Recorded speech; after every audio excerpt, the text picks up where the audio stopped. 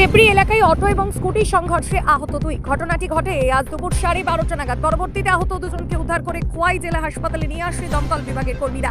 জানা যায় আহত ব্যক্তির নাম গৌতম দত্ত, বাড়ি তেলিয়ামুড়া, এবং ভবানী দত্ত, বাড়ি তেলিয়ামুড়া। দুজনেই স্কুটিতে ছিলেন। জানা যায় মহিলারা আঘাত গুরুতর। আর একটা অটো রামচন্দ্র যাইতেছে, একটু খোয়াইতেছি, আমি তো একদম বাম দিক দিয়ে জঙ্গলের মধ্যে আয়া বসে সাইকেলে আমার একটু বাড়ি দেখাই দিচ্ছে তো অটো সিএনজি অটো, হ্যাঁ ফালাই বাইক দিয়ে আছে এখানে। কিতা অবস্থায় দেখছেন গিয়া? আমি তো পাইছি দুজন ইনজুর পাইছি। নাম কি তেমন? দুজনের নাম হচ্ছে, একজন হচ্ছে ভবানী দত্ত, না গৌতম দত্ত হচ্ছে 55, আর ওনার ওয়াইফই আছে ভবানী বর্ধন দত্ত ওনার ওয়াইফ। এরা মানে কি অবস্থা? হ্যাঁ দুজনের স্বামী। কে লোকে লাগছে? ওই তো অটোর লোকে লাগছে, স্কুটি এবং অটো। এরা বাড়ি কোনা নেই?